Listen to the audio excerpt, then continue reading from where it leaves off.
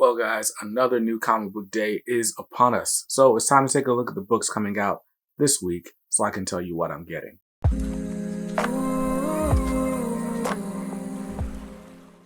What's up, guys? BJ Kicks here. I buy comics, I read them, and I review them, all for your viewing pleasure. If you're new here, welcome. If not, welcome back. This is a channel about comic books, and this is the latest video in a series I like to call What I'm Getting, where I take a look at the books coming out on the upcoming week. I tell you what's on my pull list, what's on the chopping block, and what's on the maybe list that I'll be making a game day decision on. This week, there are several books that I'm really excited about, but before we get into them, I got to give a huge shout out to Blacktooth Publishing and their ongoing Kickstarter campaign for a book called Blacktooth Battalion #1. It's basically a trade paperback collecting 3 one-shot stories written by Omari Malik, who I did have the pleasure of interviewing last week on the Hangout. So check out that interview to see what the book is all about. And if you'd like to back it, you can use the link in the description down below. Now, let's take a look at the books coming out this week, starting with the one I'm most excited for, and that is Duo, issue #6. Duo, written by Greg Pak, with art by Koi Pham. It's been a really interesting series. Basically, David and Kelly, they're in a relationship with each other. They were engaged, if I'm not mistaken, but they're lab partners as well, and they've been working on this invention, this innovation that's really got the world like coming after them. A tragic accident kind of forced them or bonded them into one body. They're sharing one body and one mind, and either of them take over their body at different times. Sometimes they willingly give over control. Sometimes the other takes it by force. So it's really interesting seeing how they're navigating through this increasing set of challenges as these people are coming after them for their technology. It seems like what we're gearing up for in this issue is a final showdown of basically all of the forces, whether it was for so-called good or evil earlier in the series, are converging on David and Kelly for one last stand. So we get to see how that all resolves. And in the meantime, we get to see how their internal conflict resolves as well, being that they're basically a married couple sharing one body, but they don't always agree on how they should use it. So one of my favorite books on shelves, definitely one of the better miniseries in this whole Milestone universe right now. So check that out if you haven't already. Duo #6 has a cover price of $3.99. I'm just getting cover A. And next up, since we're talking about DC Comics, the next book on my pull list is Batman Superman World's Finest, issue #8. Now, I'm behind on several DC titles, and I've been slowly catching up thanks to their new DC Universe Infinite Ultra tier, which gives me access to books just 30 days after they're released. So I'm catching up on a lot of different series. Batman Superman World's Finest is one I've not quite caught up on, but Batman vs. Robin, also written by Mark Waid, is taking a lot of story threads from this series. So I know I got to get caught up to fully enjoy that. So I'll be caught up sometime this week. But Batman Superman World's Finest #8 has a cover price of $3.99. I'm getting cover A. Next up on the DC pull list is Black Adam issue #5. Black Adam, written by Christopher Priest. It's been an interesting series. It's definitely written like a Christopher Priest book where you're kind of jumping around in the timeline. You're getting like several different sort of sets of characters interacting with each other. But it's a fun series. So Black Adam, for reasons not quite known yet, has sort of selected an heir to the Black Adam powers. And it's this fun, wisecracking kid from Southeast DC named Malik. And it's just fun. So it has all the things you know about from Christopher Priest. Like Christopher Priest kind of always does some sort of race-based humor.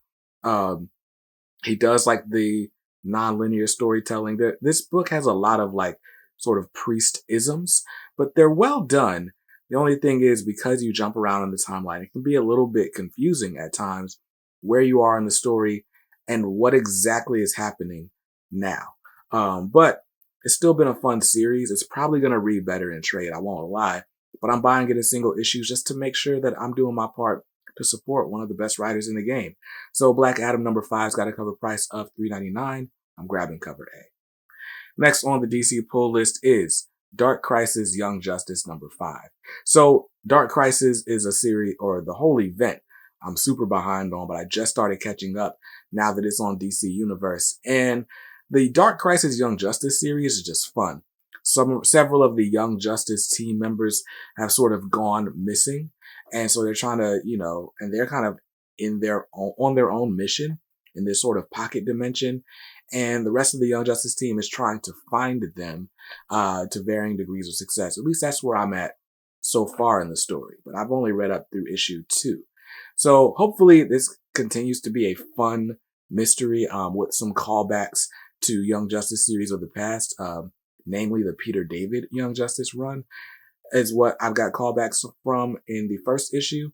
Definitely really fun. So interesting stuff. Dark Crisis Young Justice number 5 has a cover price of $3.99. I'm grabbing cover A. And I don't think it's super important to the overall Dark Crisis story. Just a fun story that takes place during Dark Crisis, in case you're wondering and trying to follow along. Next up on the DC Comics pull list is DCEased, War of the Undead Gods, issue number 3. So DCEased, we've gotten several DCEased books. In fact, there are 4 DCEased collections out there right now. You had DCEased, the original, you had Dead Planet, and then you've got this. But you also had 2 other sort of prequels. You had Unkillables, which took place during the regular DCEased, and Hope at World's End, which was basically like a precursor to DCEased. But anyway, if the original DCEased was like kind of focused on our Justice League, the second DCEased, Dead Planet, was more so kind of focused on the Justice League Dark. And this DCEased, War of the Undead Gods, is focused on the New Gods. So if you like the New Gods, cosmic, DC, galactic sort of corner of the universe, then you'll enjoy this. There are a lot of references to the Green Lanterns, as well as the New Gods. And there was a very interesting twist involving Darkseid at the end of issue number 2. I can't lie. New Gods is like new territory for me. So I'm not as like, ooh, I love this as I was with the other 2 DCeased books. But the action and the suspense are definitely still there. Definitely a worthy read, in my opinion. But Dark Crisis DCeased, War of the Undead Gods has a cover price of $3.99. I'm not getting cover A though. Definitely getting the Dan Mora cover that homages Jim Lee's X-Men. So that's what I'm getting. Next up on the DC pull list is The Flash, issue 787. Now, The Flash has been tying into Dark Crisis and is likely the only tie-in book that you actually need to read. And because it's a tie-in book, I'm behind on it. So I haven't read Flash basically since Dark Crisis started. But it's been a really fun series before the Crisis, so I'm hoping that it continues to be that way during the Crisis.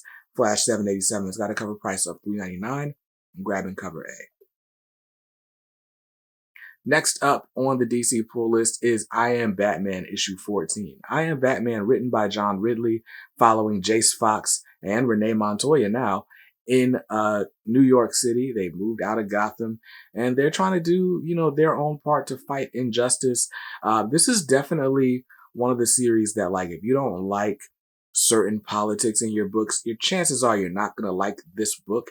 But what I will say is it's well done. It's action-packed. And for what it's worth, it's better than John Ridley's Black Panther, in my opinion. But anyway, a fun series nonetheless. I Am Batman number 14. It's got a cover price of $3.99. I'm grabbing cover A. And the last book on my DC Comics pull list is Nightwing, issue number 97. Nightwing, written by Tom Taylor, with art by Bruno Redondo, has been a great series. We're almost 20 issues into the run. So his run started at issue 78. And in issue 96, they wrapped up as a lot of the different story threads that they started with that issue 78. So even though they wrapped up like the main kind of story arc with the villains, there's a lot left, a lot of ground left kind of unexplored. But I'm curious to see exactly where we're going with issue 97. There's definitely some interpersonal stuff going on with Dick and Barbara and them trying to decide whether or not they're going to take their relationship to the next level. We seem to have gotten our answer in issue 96, but I think we're diving a little bit deeper in issue 97, at least of the solicit and the cover. are any indication. So I'm excited about that. Seems like this is going to be a heartfelt issue, not super action packed, but I could be wrong. Nightwing number 97's got a cover price of $3.99. I'm grabbing cover A. And that's going to do it for my DC Comics pull list.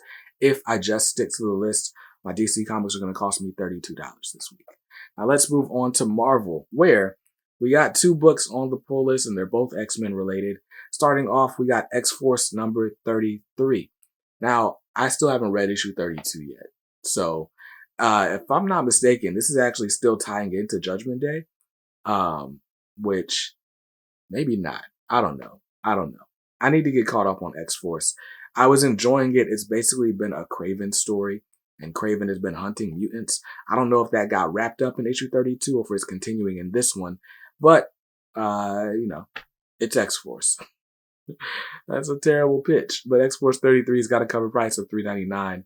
I'm grabbing cover A.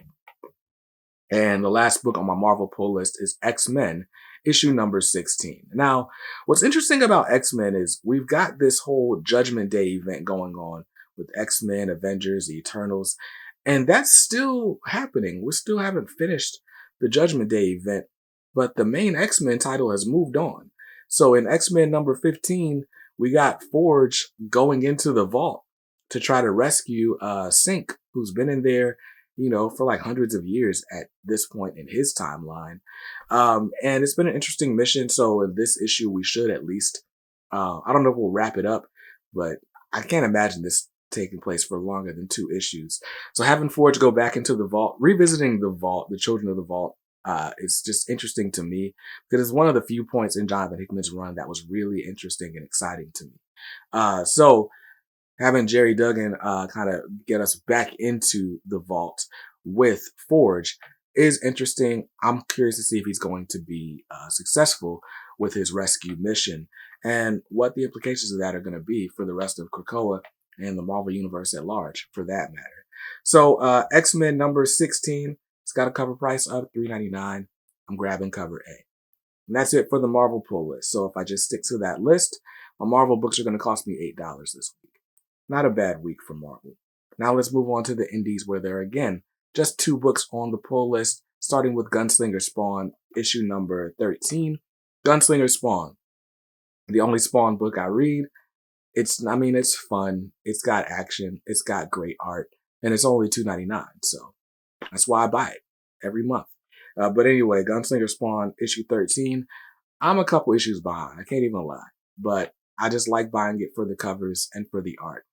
I don't care if it's a good story or not. But anyway, Gunslinger Spawn's got a cover price of $2.99. I'm grabbing cover A. And the last book on the indie pull list is The Walking Dead Deluxe, issue 49. I'm collecting these for a project to custom bind these all into full color Walking Dead hardcovers. It's going to take forever because they're only releasing 2 issues a month, and The Walking Dead was like 190 issues or something crazy. But hey, we're 2 years in, right? We're almost there. Gunslinger Spawn Deluxe, The Walking Dead Deluxe number 49 has a cover price of $3.99. I'm getting cover A. So just sticking to the list, I'm going to spend $7 on my indie books this week for a grand total of $47. This was like a deceptively light week. Like, DC got really heavy on me out of nowhere. I didn't even realize there were so many DC books that I'm subscribed to coming out this week. Something that I didn't put on the list that I was going to put on the list was Batman, One Bad Day, The Penguin, number 1.